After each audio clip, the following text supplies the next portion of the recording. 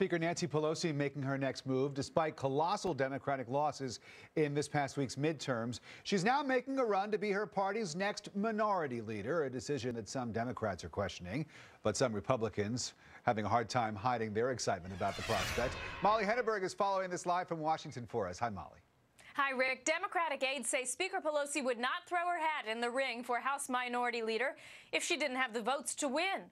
Pelosi sent a letter to the House Democratic Caucus explaining that she intends to run for the leader of their party, saying, quote, as a result of Tuesday's election, the role of Democrats in the 112th Congress will change, but our commitment to serving the American people will not. We have no intention of allowing our great achievements to be rolled back. Although Democrats lost more than 60 seats in Tuesday's midterms in the House, liberal Democrats are cheering Pelosi's decision. California Congresswoman Barbara Lee says Pelosi is the best person to lead Democrats, quote, through this very challenging period. And Congresswoman Anna Eshoo, also from California, says Democrats need Pelosi, quote, now more than ever. But with the number of moderate blue dog Democrats just about cut in half after the elections, some centrists want a change at the top.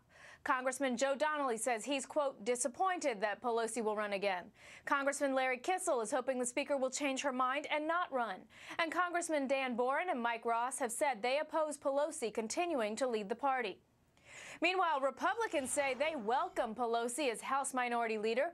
A spokesman for the National Republican Congressional Committee says, quote, if House Democrats are willing to sacrifice more of their members in 2012 for the glory of Nancy Pelosi, we are happy to oblige them. And the Republican National Committee has hung a sign from one of its windows saying, quote, hire Pelosi. Rick? Molly Henneberg in Washington for us. Molly, thanks so much. I feel like I want to talk about this a little bit more. Okay. All right, so let's bring, well, that's a good idea. I think I will. I'm going to bring in right now Angela McGlowan joining us for a fair and balanced debate. She's a political analyst, of course, from Fox News. And we also have Fox News contributor Doug Schoen, co-author of Mad as Hell: How the Tea Party Movement is Fundamentally Remaking Our Two-Party System. Great to see you guys. Good to see you, Juliet. Doug, I'll start with you. Yeah. Considering the beating that she took during these last few months, and you know what I'm talking about, are you surprised that she intends to keep her leadership role intact? Well, I am surprised, Juliet. Look, I'm a moderate Democrat. I worked for Bill Clinton. I'm disappointed, like all Democrats, with the size and scope of the defeat. But that being said, when you lose like Nancy Pelosi lost, and you lose because of the programmatic repudiation of your agenda, you have to consider a change. And I think this is going to hurt the Democrats, and I think they would have been better served with either Heath Shuler from North Carolina or Steny Hoyer from Maryland replacing Nancy Pelosi. That's just straight shooting from a Democrat. Angela, I hear you doing the in the background, but you're clapping about this move. You think that this is a great thing for the Republicans, don't you? Well, I'm very excited because, Doug, as Obama said, Nancy Pelosi has been one of the greatest speakers, and she did push her achievements through. But there's no question that the election night with the Republicans' win was a referendum on all of Nancy Pelosi's liberal agendas. But, Juliet, I was agreeing with the fact that Steny Hoyer would have been better as minority leader to cut deals with the Tea Party candidates, to cut deals with the Republican majority to help create a better America. With Nancy Pelosi being the minority leader, we're going to have gridlock in Congress, but that's better for Republicans, I believe, in 2012. Well, Doug, there is support among the Dems for her, although, you know, when you heard Molly Henneberg's report, she named some of those who aren't supporting her. Does this signal that the beating the Dems took isn't, in their eyes, her fault overall?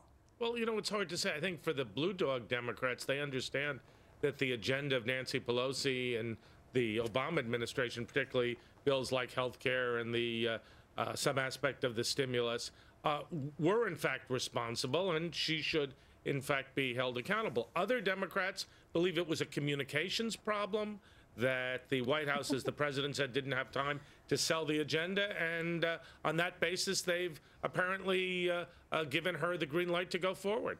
Oh, Doug, they sold the agenda. They sold it very well, and they didn't listen to the American people. And it seems to me that Nancy Pelosi and Barbara Lee, God bless her, being over the Congressional Black Caucus, and Anna Eshoo, it seems like they're out of touch with the American people. They didn't want Nancy Pelosi's agenda. They didn't want Obama's agenda. That's why I believe that Steny Hoyer would be better to work with John Boehner. But, hey, the Democrats are going to mess up again, and I believe that Republicans will take over the Senate in 2012. Doug, what do you think about what Angela just said about Steny Hoyer being, you know, somebody, if you compare him, to Nancy Pelosi, as far as maybe trying to get some deals made and sort of crossing party lines and trying to make some moves, he would be the better choice? Well, I agree with that. I think that Steny Hoyer, in this environment where people want cooperation, is better pitched both to cooperate and also move the party back towards the center. Try to fix the health care bill in ways that would be more palatable to the American people, and try and stimulate private sector job creation in a way that would